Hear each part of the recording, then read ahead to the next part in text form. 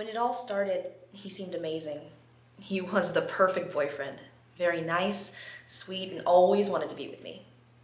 After a couple months, though, things slowly started to change. He would get very distant with me and not talk to me unless I took initiative. Then I noticed his alcohol usage started to get out of control. And when that happened, all hell broke loose.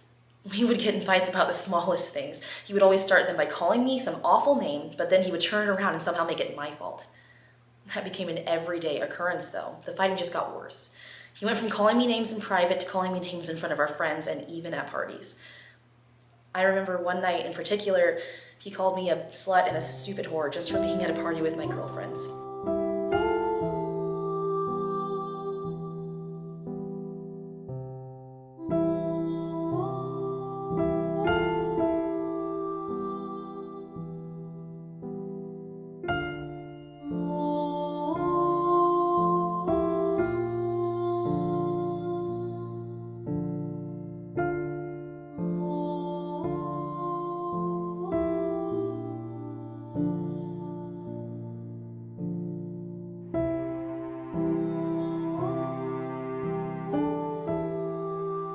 I finally had enough. None of my friends liked him, and every day was a marathon of stepping on eggshells not to shut him off, so we broke up. However, during our breakup, he would torture me mentally.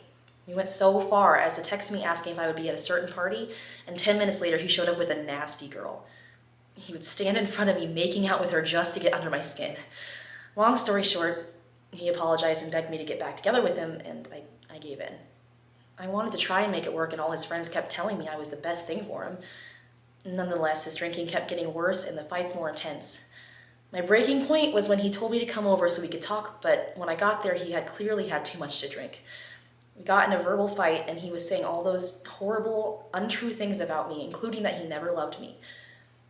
Before I knew what was happening, he picked up the lamp that was in his room and threw it at me, glass shattering everywhere. He grabbed my arm and proceeded to throw me against the wall.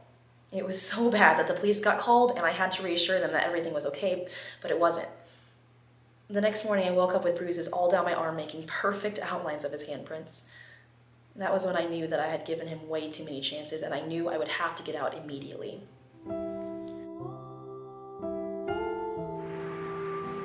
I stand up against IPV for my mom, My sister. for my niece, For my teammate. for my roommate, For my cousin. For myself. I stand up against IPV for you.